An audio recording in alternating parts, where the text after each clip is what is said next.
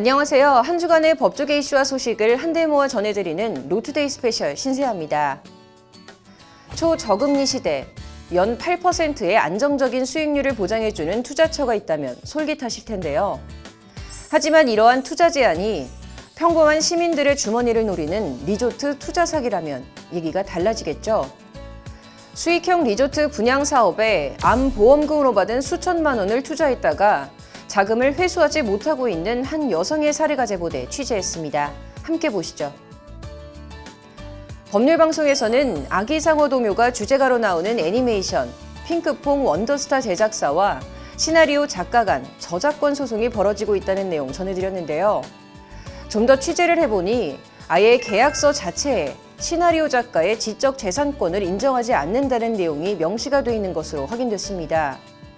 이러한 규정을 두고 독소조항이라는 반발이 나오면서 논란이 되고 있는데요. 해당 계약서를 단독 입수해 알아봤습니다. 그 외 기획보도 이어서 전해드리겠습니다. 초저금리 시대 연 8%의 안정적인 수익률을 보장해주는 투자처가 있다면 솔깃하실 텐데요. 오늘 로투데이는 이 같은 평범한 시민들의 주머니를 노리는 리조트 투자 사기 얘기로 시작하겠습니다. 수익형 리조트 분양 사업에 암 보험금으로 받은 수천만 원을 투자했다가 자금을 회수하지 못하고 있는 한 여성의 사례 보시겠습니다. 장한지 기자입니다. 경기도 가평의 한 한적한 마을입니다. 주택 골조공사가 한창입니다. 주택 규격이 일정한 걸로 봐서 빌라 같은 공동주택 단지를 조성하는 것으로 보입니다. 해당 부지에서 빌라를 짓고 있는 개발업체 홈페이지입니다.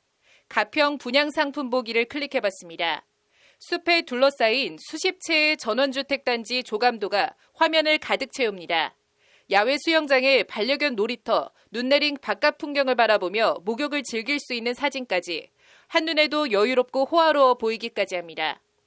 이른바 모든 휴식시설을 갖춘 풀빌라 광고입니다. 상품 안내라고 되어 있는 곳을 보면 답답한 공간에서 벗어나 지친 삶을 힐링할 수 있는 고품격 휴식을 제공한다고 소개하고 있습니다. 주변 환경과 인근 관광지 등을 소개하며 연 8% 수익률을 5년간 보장한다며 투자자들을 끌어모으고 있습니다. 업체는 가평, 제주 등 여러 곳에서 풀빌라 사업을 진행하고 있습니다. 박수현 씨도 연 8% 수익률을 보장하고 1년 수익금을 선지급해준다는 말에 혹해 지난 2018년 이 업체가 짓는다는 풀빌라에 2천여만 원을 투자했습니다. 가입되어 있던 보험사와 연계되어 있다는 말에 유방암 진단을 받고 받은 암보험금을 아무 의심 없이 투자했습니다. 저는 그 보험사랑 연결되어 있고 거기는 또 그 연결돼 있으니까 뭐 괜찮은 회사겠거니 생각하고 이제 투자를 한 거고요. 그쪽에서 얘기할 때 뭐 이런 건이 있다. 그 개발건이 있다. 리조트를 좀 저렴하게 가져가라. 그래서 그때 생각했을 때는 이게 되게 괜찮은. 그런데 1년에 2차례 준다던 수익금 지급 시기가 도래했는데도 수익금은 들어오지 않았고 업체는 수익금 지급을 차일피일 미루기만 했다고 합니다. 그냥 의심 없이 기다렸어요. 근데 9월 초가 됐는데 입금이 안 되는 거예요. 그래서 이번에 입금이 안 됐는데 어떻게 된 건가요? 이런 식으로 문의를 했더니 오늘 입금 되실 거예요. 그렇게를 한 일주일 하더라고요. 근데 일주일 그렇게 몇 번 하다가 또 안 돼서 아니 계속 입금 안 되는데 이게 어떻게 된 거냐고 물어보면은 그때 물어보니까 이게 입금이 돼야 되는데 뭐 코로나 때문에 뭐 수금이 지연돼서 뭐 늦을 것 같다. 정신이 번쩍 든 박 씨는 계약서를 다시 꺼내 계약서상에 나와 있는 분양회사에 문의를 했다가 황당한 답변을 들었습니다. 박 씨와 분양계약서를 쓴 업체가 계약금을 안 내 계약이 파기됐다는 청천벽력 같은 말을 들은 겁니다. 지금 이게 제대로 공사가 되고 있는 중인가 알아보려고 다시 계약서를 펴서 제대로 쭉 읽어봤어요. 분양사무소에다가 전화를 했어요. 거기랑 계약하셨어요? 이러는 거예요. 예전에 계약 자체는 하긴 했대요. 계약금을 안 내서 계약이 파기됐다고 그러더라고요, 저한테는. 그 말을 들으니까 아찔한 거예요. 그래서 박 씨는 부랴부랴 계약 해지와 투자금 반환을 요청했지만 한 달 안에 입금해주겠다는 말과 달리 투자금을 언제 다 돌려받을 수 있는 건지 기약할 수 없는 처지가 됐습니다.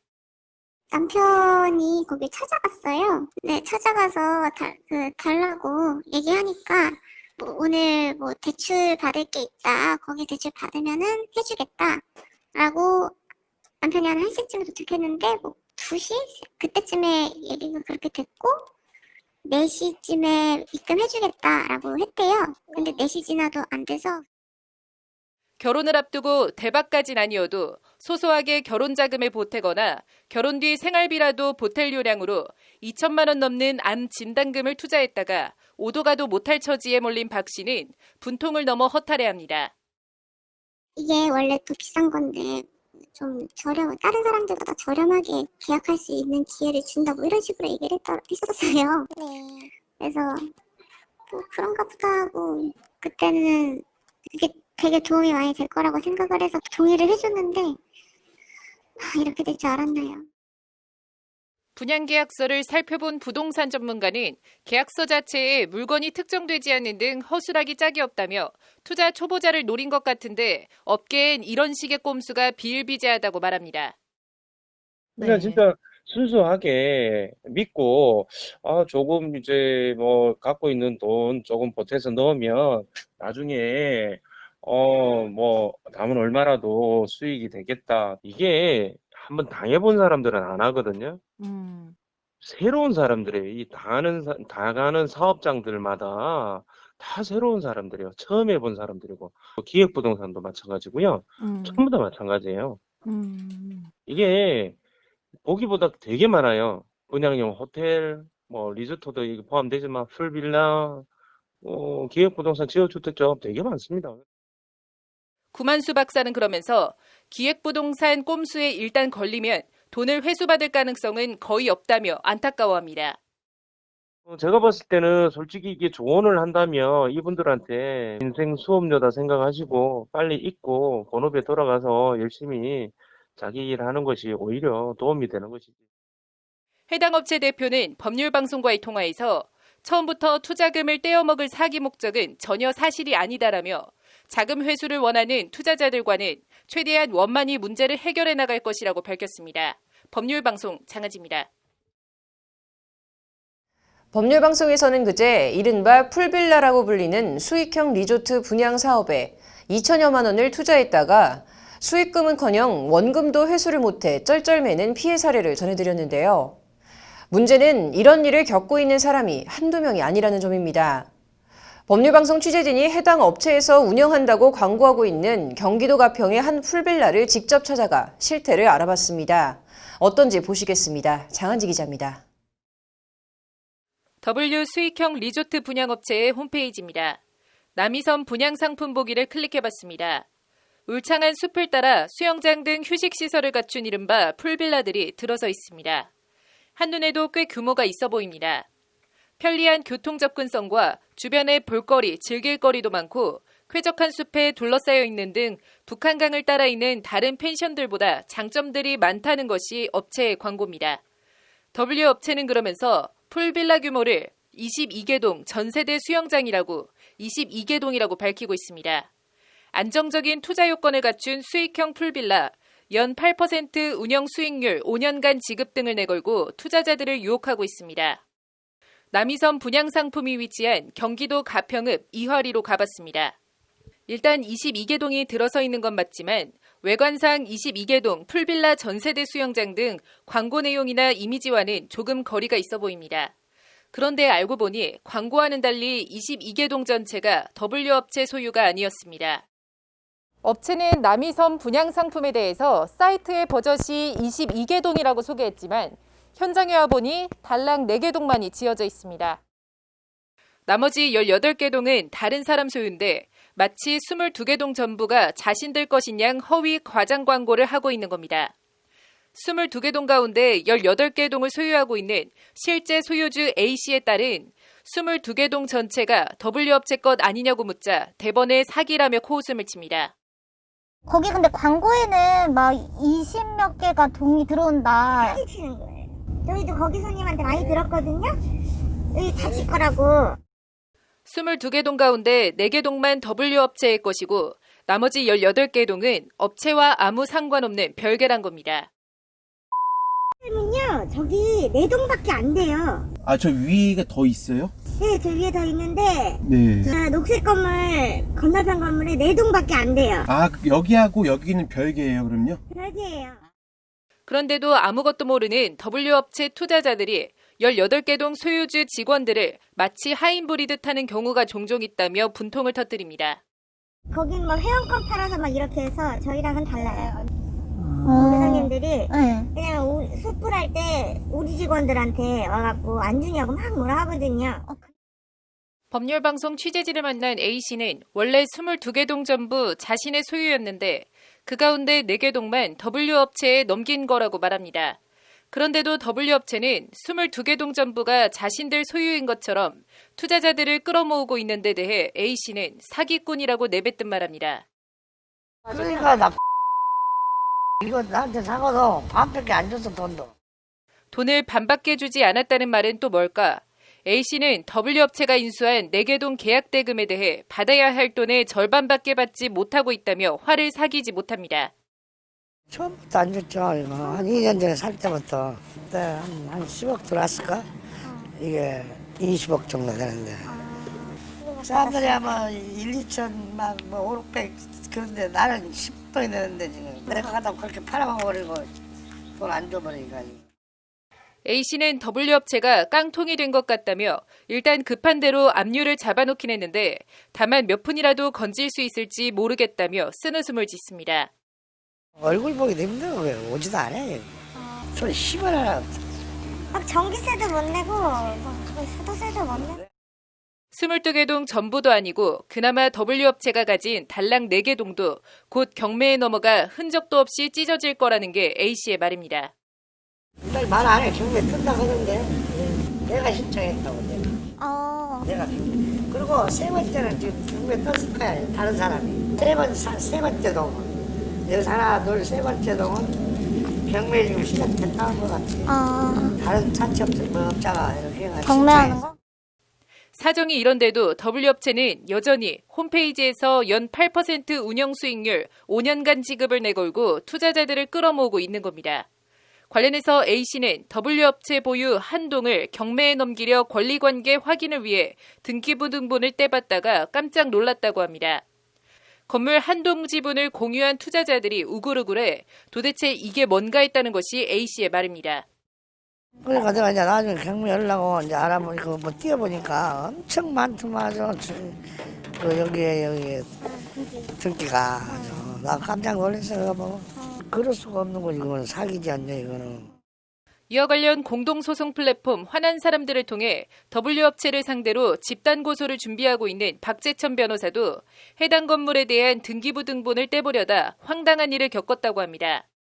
근데 이 남이섬 부분은 제가 이거를요 이렇게 인터넷으로 이거는 발급받을 수 있는데 남이섬 부분은 등기소로 오래요. 사람이 너무 많아가지고 여기 인터넷으로 못 뽑는다는 거예요. 피해자가 엄청 많아가지고 이걸 등기부를 뽑으려면 등기소로 와서 뽑아가래요.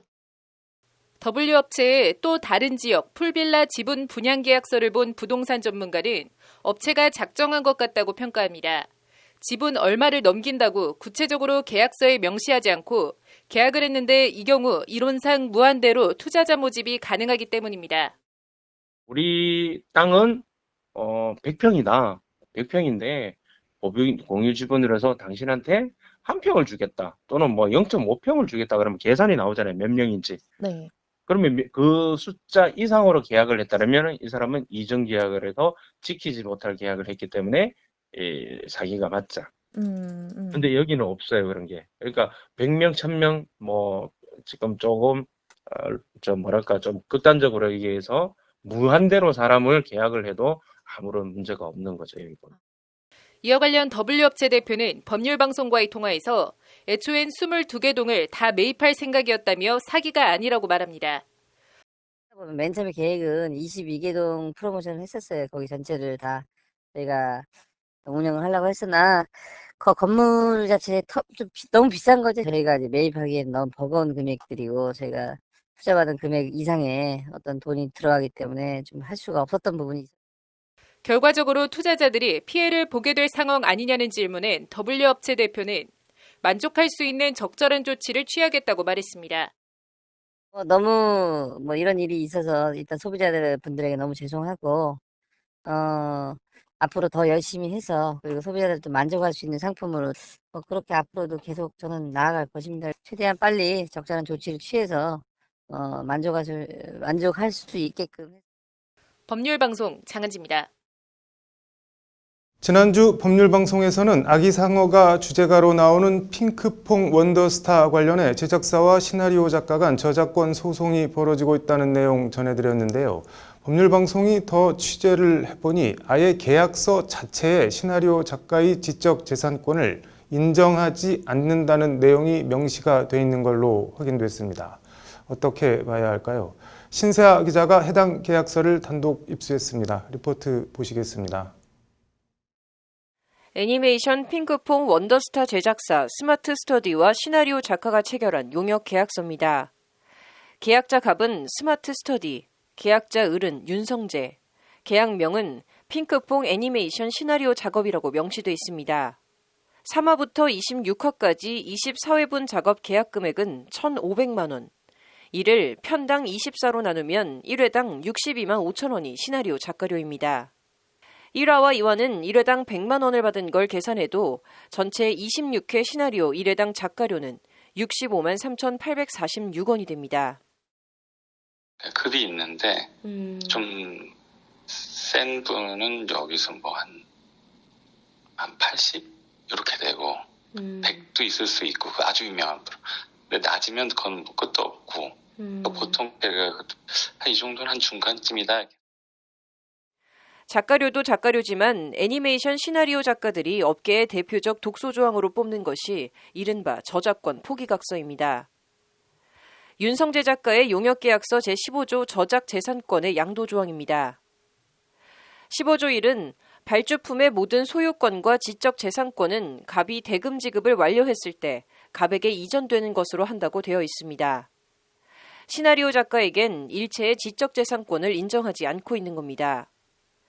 계약서 15조는 이와 함께 발주품을 원 저작물로 한 2차 저작물에 대한 권리나 발주품을 구성 부분으로 하는 저작물에 대한 일체의 권리 또한 갑에게 귀속되고 을은 발주품과 관련해 어떤 권리도 보유하지 않는다고 명시하고 있습니다.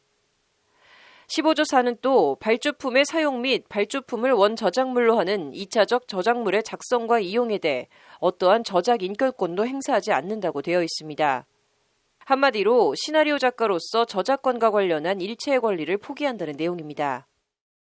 관행에 가깝지만 좀 어떻게 보면 열악하고 또 이 애니메이션 시나리오 작가가 많지 않다 보니까 어떤 집단이나 이걸 만들기도 좀 어렵고 또 이게 출판물이 아니다 보니까 그러니까 전체적으로 애니메이션 시나리오의 경우 애니메이션을 제작하면 캐릭터 등 2차, 3차 가공으로 이어지는 경우가 많습니다. 이 때문에 애초 일체의 지적재산권을 포기한다는 계약서를 쓰고 일을 시작하는 것이 업계의 관행 아닌 관행이라는 게 윤 작가의 설명입니다. 이건 누구도 계약서에 토를 달 수가 없구나. 갑한테는 아무리 작가가 유명하다 해도 을의 입장이고 결국 갑이 해달라는 대로 할 수밖에 없는 상황이구나. 나만 그런 게 아니구나라는 생각이.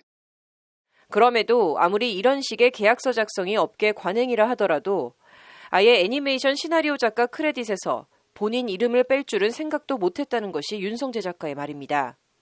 저작과 관련한 재산권을 주장하는 것도 아니고 저자의 인격권에 해당하는 크레딧에서 이름을 빼는 것은 듣도 보도 못했다는 게 윤 작가의 말입니다. 작품을 썼을 때 작가가 비용을 떠나서 이름을 안 넣는다는 거는 상상할 수 없거든요. 그러니까 저는 이런 경우를 20개 작품을 많이 했는데 처음 봤어요. 적은 비용을 받고 일을 할 수 있어도 돈을 받는데 이름을 빼는 경우는. 실제 핑크퐁 시나리오를 쓴 또 다른 작가의 경우도 같은 내용의 계약서를 썼지만 크레딧에 이름이 올라갔는데 무슨 이유에서인지 유독 자신만 빠졌다는 것이 윤 작가의 항변입니다. 보통은 다 저 말고 다른 핑크퐁 쓴 작가도 있거든요. 네. 그분 계약서랑 저 계약서랑 똑같아요. 그러니까 그런 걸 해도 이름은 당연히 올라간다 생각하는 거죠. 이게 이름을 뺀다 생각은 못하죠, 다. 그럼에도 저작권 침해 손해배상 청구 민사소송에서 제작사는 저작 인격권을 행사하지 않는다는 계약서를 쓴 점을 들어 법적으로 아무 문제가 없다고 주장하고 있는 것으로 전해졌습니다. 계약서에 어떠한 저작 인격권도 행사하지 않는다고 써 있다. 그렇기 때문에 이름을 빼도 상관이 없다. 네. 라고 주장을 하는 걸 하나랑 이 작품은 핑크퐁과 핑크퐁 원더스타는 전혀 다른 작품이다. 이 두 개를 내세우고 있어요. 근데 재판에서 그 판사가 내가 봐도 이건 같은 거다. 라고 하는데도 그쪽은 증거 없이 계속 저작 인격권은 저작자와 분리될 수 없는 권리인데 이를 포기하라는 계약서를 사실상 강요하는 갑질을 행사하고 의린 작가 입장에선 이를 받아들일 수밖에 없는 구조 자체가 문제라고 윤 작가는 목소리를 높입니다. 애니메이션 쪽이 아직은 굉장히 그 규모가 작아서 아마 이런 게 문제가 이렇게 되지 못하고 자꾸 감춰지고 그러는 것 같아요. 결국 이 일을 하기 위해서 이런 불합리를 참는 경우가 많아요. 그러니까 계속 스마트 스터디 측은 관련 질의에 소송이 진행 중인 사안으로 재판에서 소상히 밝히겠다는 입장을 전해왔습니다. 법률방송 신세아입니다. 네, 저작 인격권을 행사하지 않는다는 애니메이션 시나리오 용역 계약서 내용을 법적으로 어떻게 봐야 하는지 애니메이션 핑크퐁 원더스타 제작사 스마트 스터디를 상대로 저작권 민사 소송을 진행 중인 정경석 변호사의 말을 더 들어보겠습니다. 계속해서 신사 기자가 전해드립니다. 아기상어가 주제가로 삽입된 애니메이션 핑크퐁 원더스타 시나리오 저작권 소송. 핵심 쟁점은 크게 두 가지입니다. 먼저 윤성재 작가가 쓴 시나리오를 기초로 애니메이션 핑크퐁 원더스타가 만들어졌냐 하는 점입니다. 윤 작가가 제작사해준 시나리오와 KBS 방송본 내용을 비교해보면 누가 봐도 같은 작품인데 이를 다른 작품이라 우기는 것은 말도 안 된다는 것이 윤 작가 측 입장입니다. 돈을 주고 그 윤 작가님에게 시나리오를 의뢰를 해서 시나리오가 나왔잖아요. 이거는 전혀 다른 작품이다. 그러면 왜 이 윤 작가님한테 돈을 주고 시나리오를 맡겨서 그걸 가져가지고 다른 작품이라고 하는 것 자체가 일단 말이 안 되잖아요. 정 변호사는 그러면서 정말 다른 시나리오라면 KBS에 방영됐던 핑크퐁 원더스타 시나리오를 재판부에 제출해서 비교해보면 되는데 시나리오는 내지 않고 다르다는 주장만 반복하고 있다고 목소리를 높입니다. 저쪽에서는 뭐 시나리오나 이런 것들을 제출을 안 내고 있어요. 그러니까 지금 KBS 방영했던 그 핑크퐁 원더스타의 시나리오를 제출을 해라. 그러면 그 시나리오 두 개를 비교해보면 이제 같은지 안 같은지 볼 수 있잖아요. 그래서 그걸 보려고 하는데 시나리오를 일단 제출을 안 하고 있고. 정 변호사는 또 핑크퐁 시나리오 작가로 이름을 올린 외국인 작가들과의 계약서 공개도 촉구하고 있지만 스마트 스터디는 이에도 응하지 않고 있습니다.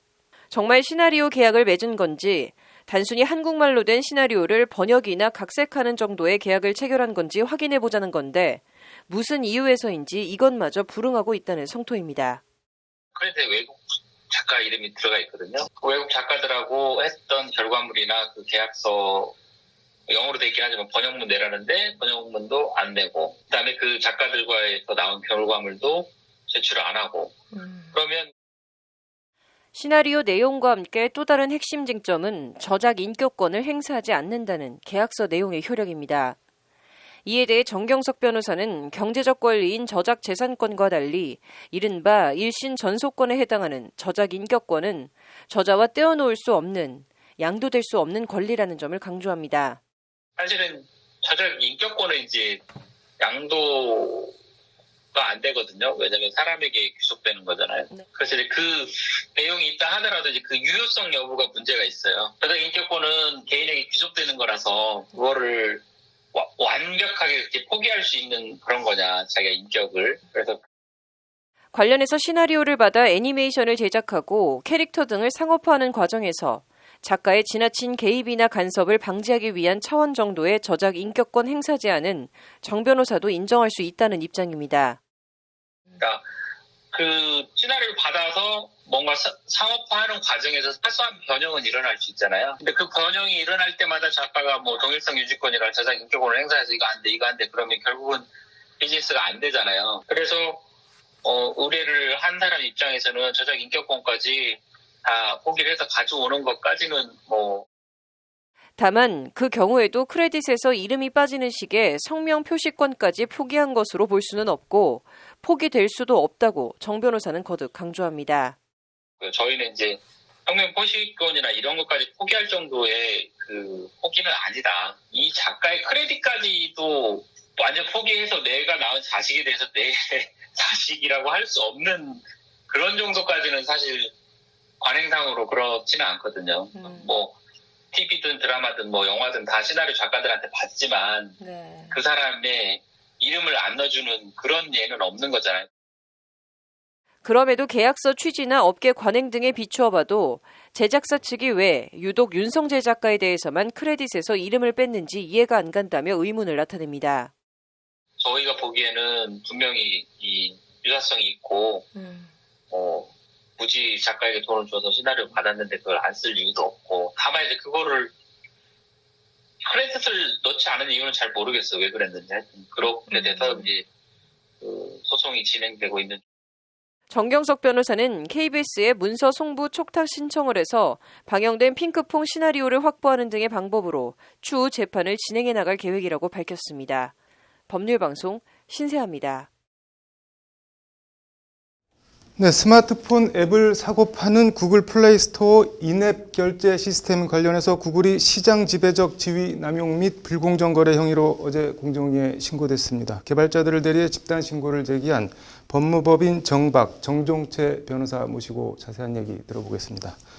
변호사님, 이게 일단 인앱 결제 시스템이 뭐 어떤 건지 왜 문제인지 좀 설명을 해주시죠. 네, 인앱 결제 시스템이라고 하면 우리가 이제 모바일 폰에서 앱을 다운로드 받고 있지 않습니까? 앱 다운로드 받고 난 다음에 그 다음에 그 앱에서 결제를 페이를 하고 결제를 할 때 쓰는 결제 시스템입니다.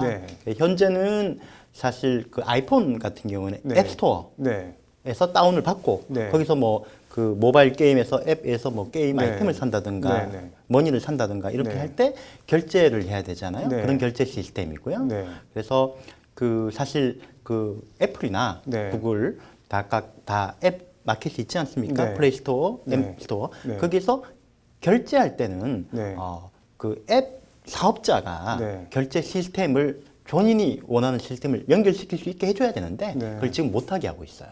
그걸 못하게 하고 있고 자기들 시스템만 쓸 수 있게 하고 거기다가 일률적으로 현재까지는 결제 금액의 30%를 결제 수수료로 내게 하고 있죠. 그래서 그게 지금 문제가 되고 있는 겁니다. 뭐 공정위 집단 신고 취지나 배경도 뭐 그런 시스템 문제 때문에 제기를 하신 건가요? 네, 원래 그 30% 수수료라고 하는 아주 높은 수수료를 내게 하고 있는 것 때문에 그 업계에서 참 불만이 많았어요. 근데 이제 그 도화선을 일으킨 게 불을 땡긴 게 구글이 이번에 원래 기존까지는 구글은 게임 앱만 인앱 결제를 자기들 시스템으로 30% 과금을 했는데 내년부터 나머지 모든 디지털 앱, 웹툰이라든가 디지털 앱도 다 과금하겠다고 발표를 했어요. 그러니까 그때 이제 이 불만이 더 터져나와 버리는 거죠. 터져나왔고 그때부터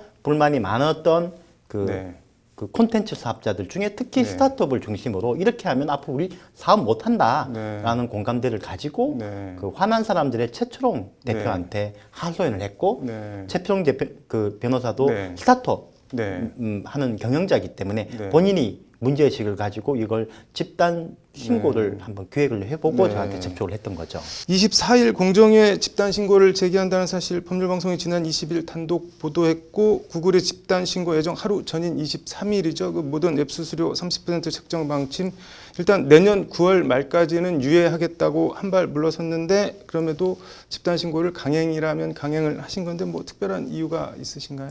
일단 이 구글 구글의 인앱 결제와 관련해서는 네. 두 가지 압력이 있습니다. 뭐냐면 네. 압박 과정이 있는 게 네. 하나는 공정거래위원회가 기존의 네. 공정거래법 위반인지를 검토하는 부분, 그 네. 집단 신고 쪽이죠. 또 네. 하나는 다른 맥락에서 네. 아예 그 국회에서 네. 전기통신사업법을 아예 변경을 개정을 해가지고 네. 인앱 결제를 강제하지 못하도록 하는 개정안이 있거든요. 네. 이게 원래 그 국정감사 기간 동안 여야가 합의해서 통과시키기로 결정한 건데 네. 이제 갑자기 야당을 중심으로 통과는 해야 시켜야겠지만 네. 신중하게 검토하자라는 신중론이 나와버린 거죠. 그 신중론이라고 하는 건 사실은 이런 중요한 법에서는 통과 안 되는 얘기거든요. 네. 그래서 이제 여당 쪽에서는 네. 내년 1월 20일부터 네. 기존 앱에 대해서는 시행을 하는데 네. 지금 통과시키지 않고 나중에 1월이 넘어가게 되면 소급 입법이라고 하는 비판에 직면한다. 네. 그래서 빨리 통과시키자. 네. 이런 이제 강한 반박을 내놨고 네. 거기서 아마 구글이 네. 여당에 도와줘서 이번에 그 통과 안 시키게 하기 위해서 뭐 일종의 페이크다. 그렇죠. 페이크로 꼼수로 연기라고 하는 묘안을 내놓은 것 같아요. 그래서 저희가 보기에는 그거는 절대 뭐 구글이 물러서거나 네. 호의를 베푼 게 아니고 꼼수라고 생각하고 있고 그래서 또 이번에 전혀 그거와 관계없이 네. 강행을 했습니다. 네.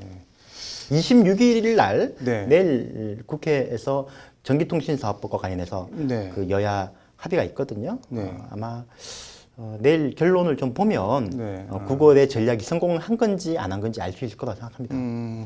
이게 뭐 우리나라에서만 유독 그런 건가요? 전 세계적으로 다 그런 건가요? 전 세계적으로 그렇습니다.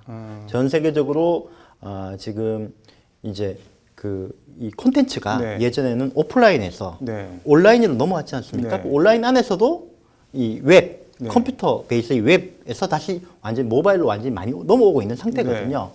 그러고 난 다음부터 모바일 쪽에 장벽이 생기다 보니까 네. 사업자들이 지금 아주 많은 불만을 제기하고 있고 특히 미국에서는 미국은 한국보다 애플이 좀 더 네. 지배력이 높거든요. 네. 그래서 미국에서는 애플을 중심으로 그 유명한 에픽 게임즈가 네. 30% 수수료가 너무 과하다고 해서 이 소송을 제기했고 구글에도 네. 제기했고 그리고 그 소비자들이 네. 아예 콘텐츠 사업자가 아니라 소비자들이 네. 애플을 상대로 집단 소송도 제기를 했고 현재 또 미국에서는 구글하고 애플에 대해서 이 부분에 대해서 조사를 하고 반독점 조사를 하고 네. 있습니다. 또 EU에서도 조사를 하고 있는 걸로 알고 있고요. 전 세계적인 흐름입니다.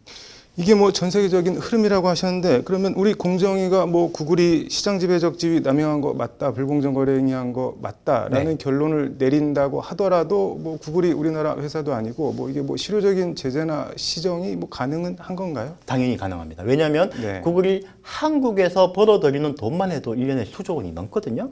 네. 그렇기 때문에 당연히 구글의 이 회사가 본사가 네. 지금 그 싱가포르에 네. 있는 회사를 통해 한국에서 사업을 하고 있는데 네. 그렇더라도 한국에서 과징금 부과 명령이 내려오면 당연히 네. 납부를 합니다. 안 하면 우리 공정위가 네. 그 매출 채권을 압류하고 통장 압류하면 되는 거거든요.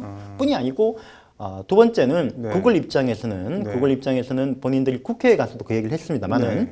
한국에서 이렇게 하면 네. 한국 시장을 포기해버릴 수 있다. 네. 왜냐하면 전 세계 에 영향을 미치니까 네. 포기할 수 있다 하는데 그건 절대 아닌 거죠. 왜냐하면 한국이 이미 매출의 기준으로서도 아주 클 뿐 아니고요. 특히 게임에서 모바일 한국은 모바일 선도 국가거든요. 네. 뿐이 아니라 한국 시장을 포기하면 네. 구글이 엄청난 타격을 입게 됩니다. 그래서 네. 그거는 전혀 그 구글의 얘기는 그냥 헛된 협박이고 만약에 공정거래위원회가 네. 한국에서 독자적으로 제재를 하면 네. 구글은 그에 성실하게 따를 거고요. 네. 또 하나 더 나아가서 아마 다른 국가들도 한국을 보고 뭐 오히려 미국이나 유럽에서도 네. 한국과 유사한 조치를 취할 가능성이 크다고 봅니다. 그런데 뭐 집단 신고 과정에 구글의 뭐 유무원 압박으로 신고를 뭐 포기 유예한 스타트업들이 많다고 하는데 이건 또 무슨 얘기인가요? 이건 제가 직접 네. 플랫폼 사업자가 아니고 화난 사람들이 플랫폼으로 네. 접촉을 했지 않습니까? 네. 애초에 아주 많은 디지털 콘텐츠 사업자들, 스타트 사업자들이 울분을 토로하고 네. 집단 신고를 준비를 했습니다. 네. 그런데 한 회사씩 다 미안하다. 빠지겠다, 무섭다, 얘기가 들어왔다 하면서 다 이제 하나하나씩 많이 빠졌고 또 그 회사들 중에 아예 이제 우리는 신고는 못한다라는 회사들도 있고 일단은 지켜보겠다라는 회사도 있고 신고는 못하지만 조사 과정에서 적극 도와주겠다 이런 많은 회사들이 있었습니다. 그래서 그런 것들을 보면 차마 말은 못하지만 무언의 압력이 있었다고 화난 사람들은 보고 있는 거죠. 많은 회사들이 참 힘든 걸 토로를 많이 했고 특히 저희가 이제 제가 화난 사람들로부터 전해 들은 얘기 중에 기억에 남는 것이 하늘은 몰라도 구글은 안다 라는 얘기를 스타트업이 했다고 합니다. 네. 그게 무슨 뜻으로 그런 구글의 정보망이나 업계의 그게 예를 들면 신고를 하게 되면 공정거래위원회는 신고인의 신원에 대해서 비밀을 유지할 의무가 있고 실제로 참 그런 걸 잘 지켜주거든요. 하지만 구글은 알 수 있다는 거죠. 여기에 엄청나게 퍼져 있는 촉수처럼 퍼져 있는 이 생태계의 그 망에서 누가 신고했는지 알 수 있다고 사업자들은 보고 무서워하는 겁니다. 아까 잠깐 언급을 하셨는데 전기통신사업법 개정 이게 뭐 어떤 얘기인가요? 지금 전기통신사업법에 구글 같은 앱마켓 사업자도 부가통신 사업자로 규제를 받고 있어요. 그러니까 지금까지는 그런 규제가 없었지만 국회를 중심으로 이번에 이 인앱 결제 부분에 대해 가지고 앱마켓 사업자는 콘텐츠 사업자에게 특정한 인앱 결제 방식을 강요해서는 안 된다. 및 기타 부당한 불공정 행위를 해서는 안 된다라고 하는 금지 조항을 집어넣기로 여야가 사실상 잠정 합의를 했고 그래서 전기통신사업법 개정안이 저 여야 의원들이 발의를 했죠. 그리고 그게 진행이 되고 있다가 갑자기 이제 국민의당에서 신중론 국민의힘인가요? 국민의힘입니다. 죄송합니다. 국민의힘 당에서 신중론 이렇게 중요한 거는 좀 더 지켜보면서 신중하게 논의하자라고 하면서 국정감사기간 내에 여야 합의가 무산됐고 지금 다시 논의가 되고 있고 26일 내일 다시 여야가 다시 그 합의 여부를 결정하는 걸로 알고 있습니다. 이게 뭐 개인적인 질문일 수도 있는데 구글 인앱 결제 문제 이렇게 관심을 갖게 된 뭐 계기나 그런 게 있으신가요? 네. 제가 큰 틀에서 관심을 가지게 된 것은 사실은 제가 마이크로소프트 끼워 팔기 사건의 한국 대리인이었거든요. 마이크로소프트의 측의 대리인이었고 그 제가 법정에도 많이 섰는데 그때 마이크로소프트의 법무실장께서 저희랑 회의하면서 막간에 그 얘기를 했습니다. 뭐냐면 지금 자기들이 이렇게 싸우고 있지만 자기들이 가장 큰 경쟁자는 구글이고 모바일로 그 패러다임이 넘어갈지 모른다라고 했고 그리고 그때 생각하게 된 게 뭐냐면 그러면 앞으로 구글 모바일의 패권자가 마이크로소프트와 같은 입장에 놓이고 있구나. 사실 그래서 구글을 계속 지켜보고 있었고요. 그리고 제가 법무부인 세종에 있을 때도 구글과 애플의 앱마켓 독점에 대한 연구 모임이 있었습니다. 그래서 벌써 3년 전인데요. 3년 전부터 저희가 계속 관심을 가지고 있다가 이번에 최철원 변호사가 사업자들의 그 하소연을 듣고 저한테 상의를 해왔고 저는 뭐 이거는 그 비즈니스로 접근할 문제가 아니라 제가 가지고 있는 지금까지 경험했던 전문 지식과 경험을 같이 기여하는 걸로 생각을 하고 흔쾌히 승낙하고 일을 추진했습니다. 뭐 마지막으로 법률방송 시청자께 한 말씀 부탁드리겠습니다. 네, 저희 시청자 여러분께 제가 당부시키고 싶은 말씀은 관심을 가져주십시오. 그리고 우리 시청자들도 실제로는 이것의 직접적인 소비자거든요. 우리 앞으로 이제 그 모바일에서 벗어날 수 없고 그렇다면 이제 앞으로 저희는 이 모바일 콘텐츠를 이용해야 되는데 눈을 부릅뜨고 정치권이나 공정거래위원회와 같은 국가가 하는 거를 구글한테 어떻게 조치하고 조사하는지를 꼭 지켜봐 주십시오. 그게 바로 힘입니다. 그래야지 이 거대한 구걸이 바뀔 수 있습니다. 뭐 말씀하신 대로 저희 법률 방송도 계속 뭐 관심을 갖고 네. 좀 지켜보겠습니다. 오늘 나와주셔서 감사합니다. 네, 고맙습니다. 네.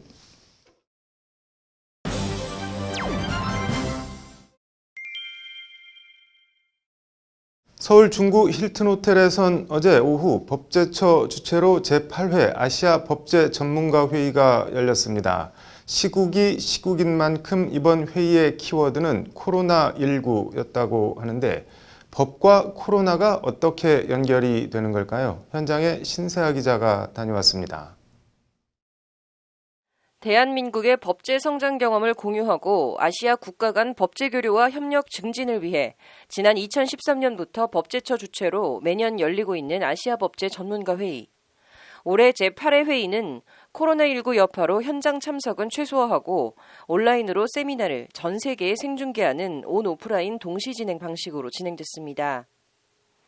올해 주제는 감염병 대응 법제와 포스트 코로나 시대 아시아 협력 방안을 주제로 열렸습니다. 이강섭 법제처장은 개회사에서 K방역의 성과를 설명하며 방역 정책을 담는 그릇인 법제의 중요성을 강조했습니다. 우리나라의 경우 지난 2015년 메르스 사태 이후 꾸준히 정비해온 감염병의 예방 및 관리에 관한 법률과 같은 법제가 K방역을 뒷받침하고 있다는 것이 이 처장의 말입니다. 이러한 각국의 효과적인 방역 정책 뒤엔 이를 뒷받침하는 법제가 있습니다.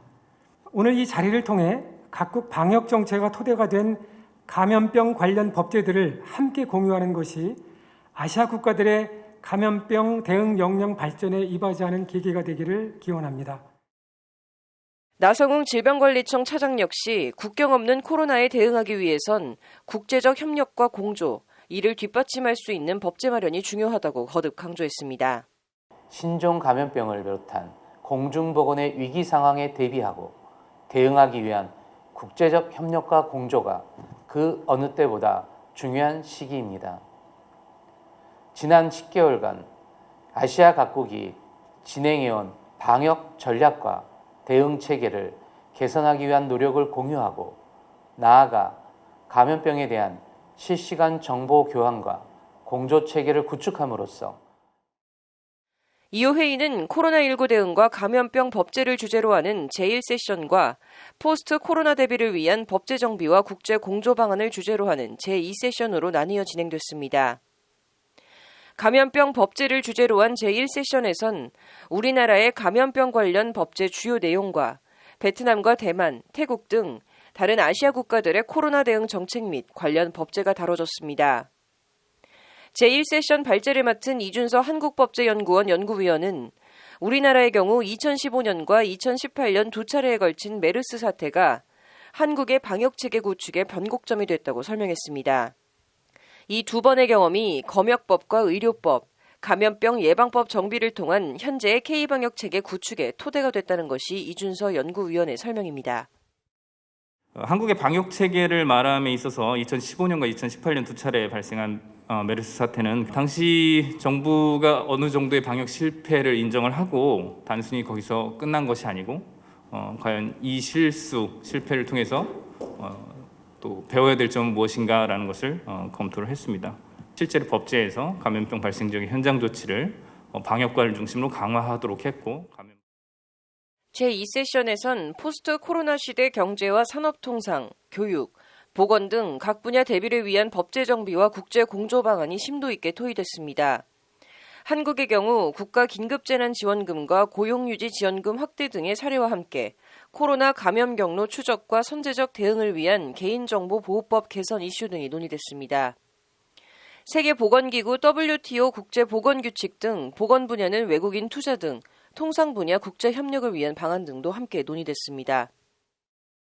이러한 새로운 국면에서 아시아 각국은 보다 긴밀한 협력으로 공동의 번영과 안정을 이끌어 나가야 할 때입니다. 그런 점에서 아시아 각국의 감염병 대응 법제에 대해 배우고 성공 사례와 미비점 등을 공유한다면 관련해서 이강섭 법제처장은 법제처는 다양한 법제 경험과 지혜를 공유해 아시아가 직면하고 있는 여러 도전 과제를 극복하기 위한 노력을 계속해 나갈 것이라고 거듭 강조했습니다. 법률방송 신세아입니다. 앞서 감염병 대응 법제와 포스트 코로나 시대 아시아 협력 방안을 주제로 제8회 아시아 법제 전문가 회의가 열렸다는 소식 전해드렸는데요. 이번 회의를 주최한 이강섭 법제처장을 만나 관련 얘기들을 더 들어봤습니다. 계속해서 신세아 기자가 전해드립니다. 이강섭 법제처장은 제8회 아시아 법제 전문가 회의 개회사에서 K방역의 성과와 이를 뒷받침한 K법제의 우수성을 힘주어 강조했습니다. 많은 해외 언론은 대한민국의 코로나19 방역을 공황사태, 사재기, 봉쇄가 없는 세계적인 모범 사례로 평가하고 있습니다. 대한민국의 경우 2015년 메르스 사태 이후에 꾸준히 정비해온 감염병의 예방 및 관리에 관한 법률과 같은 법제가 오늘 K방역을 뒷받침하고 있습니다. 법률방송 취재진을 만난 자리에서도 이강섭 법제처장은 우리나라 방역체계 법제의 우수성을 알리는 말로 인터뷰를 시작했습니다. 방역정책이 내용이라면 법제는 이를 담는 그릇으로 그릇이 없거나 깨져 있으면 내용도 빛을 발할 수 없고 성할 수도 없다는 것이 이 처장의 지론입니다. 네, 관련 법은 많습니다. 그렇지만 대표적인 것은 일명 코로나 3법으로 불립니다. 감염병 예방법, 그리고 검역법, 의료법입니다. 특히 감염병 예방법의 경우에 2015년에 메르스 사태 이후에 꾸준한 정비를 통해서 지금의 K방역의 근거가 됐다는 점에서 굉장히 좋은 평가를. 법제처가 이번 회의를 온 오프라인 동시 진행 방식으로 열고 세미나를 포함한 회의의 전 과정을 온라인으로 전 세계에 생중계한 것도 이 때문입니다. 아시아 국가를 포함해 전 세계 많은 나라에 가능한 많이 K방역 법제의 우수성을 알리기 위한 취지입니다. 그동안 K방역 정책 자체에 대해서 소개하는 그런 기회는 많았습니다만 이 정책은 사실 토대가 되는 것이 법제입니다. 그래서 그 관련 법제에 대해서 소개할 기회가 많지 않았기 때문에 법제처는 대한민국의 감염병 대응 법제를 아시아 국가들에게 소개하고 이처럼 최근 몇 년 사이 법제처는 K-팝을 수출하듯 K-법제의 우수성을 아시아 각국에 알리고 이를 공유하는 데 많은 노력을 기울여 오고 있습니다. 한 가지 인도네시아 사례를 소개하겠습니다. 인도네시아는 우리 법제처와 같이 정비법을 총괄하는 법제 전문기관을 설립하려는 목표를 갖고 있습니다. 그에 따라서 법제처가 2018년에 양해각서를 체결을 했습니다. 그에 따라서 법제 공무원 역량 강화 등을 적극적으로 지원하는 사업을 현재 추진하고 있습니다. 이른바 한류 법제 수출인데 눈에 보이는 성과들도 거두고 있습니다. 16개 국가와 30여 건의 MOU 등을 체결을 했습니다. 그래서 대한민국의 법령 정보와 또 법령 관련 서비스를 제공하고 있습니다. 또한 이제 코로나 때문에 상호 방문이 어려운 점을 고려해서 영상 회의 같은 비대면 방식으로 법제 교류 협력을 이어가고 있습니다. 이 처장은 그러면서 포스트 코로나 시대에도 더욱 법제 교류 협력을 강화해 선도적인 역할을 해나가겠다고 거듭 강조했습니다. 대한민국 법제에 대한 아시아 국가들의 관심이 높아지고 있는 상황에서 법제처는 앞으로도 더 많은 국가와 교류 협력을 추진할 계획입니다. 다양한 법제 경험과 지혜를 공유해서 아시아가 직면하고 있는 복잡 다기한 이런 도전 과제의 극복에 기여할 수 있도록 법제 분야 교류 협력을 더욱 강화해 나갈 계획입니다. 코로나라는 길고 어두운 터널을 지나가고 있는 지금 이강섭 처장은 코로나 위기 극복에 도움과 보탬이 되는 법제 마련에 최선을 다하겠다며 위기를 함께 극복하자는 말로 인터뷰를 마무리했습니다. 저희 법제처는 하루빨리 이 코로나를 극복하고 국민 여러분들께서 일상으로 돌아갈 수 있도록 법제적으로 뒷받침하는 일에 최선을 다하겠습니다. 국민 여러분께서도 바라건대 물리적으로는 비록 멀지만 정서적으로는 가까운 일상이 되시어서 이 위기를 함께 이겨나갔으면 하는 바람. 법률방송 신세아입니다. 네, 헌정사상 초유의 검찰총장 직무 배제 조치. 추미애 법무부 장관이 어제 오후 전격적으로 윤석열 검찰총장에 대해 직무 정지 명령을 내린 데에 대해 정치권을 넘어 온 나라가 갑론을박 시끌시끌합니다. 흡사 이쪽과 저쪽으로 나라가 두 쪽이 난 모습입니다. 어떻게 누가 이 문제를 풀어야 할까요? 해령, 계령, 방울을 풀 자는 방울을 매단 자이다. 오늘 뉴스 사자성어는 해령, 계령 얘기해 보겠습니다. 중국 남송 때 해홍 선사가 지은 임간록이나 명나라 때 구여직의 지월록 등에 나오는 이야기입니다. 5대 남당 때 태흠이라는 법명을 가진 스님이 있었습니다. 어려서 깨우침을 얻었다고 하는데 너무 호방한 성격 때문에 주변 사람들이 싫어하며 무시했다고 합니다. 다만 주지인 법안선사만은 태흠의 진면목을 알아보고 있었습니다. 그러던 어느 날 법안선사가 제자들에게 호랑이 목에 걸린 방울을 누가 풀어야 하는가라는 선문답을 던집니다. 대답을 못하고 좌중이 조용한 가운데 태음이 나서 말합니다. 매단 사람이 풀어야지요. 여기서 해령, 환시, 계령인 방울을 풀어 돌아올 자는 방울을 매단 자다. 이를 넉자로 줄여 해령, 계령, 방울을 풀 자는 방울을 매단 자다라는 말이 나왔습니다.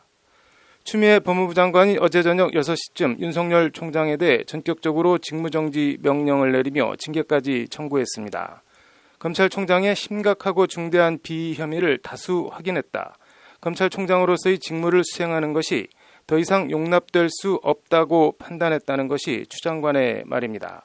윤 총장은 즉각 한 점 부끄럼 없이 검찰총장의 소임을 다해왔다며 위법, 부당한 처분에 대해 끝까지 법적으로 대응하겠다고 공개 반발했습니다.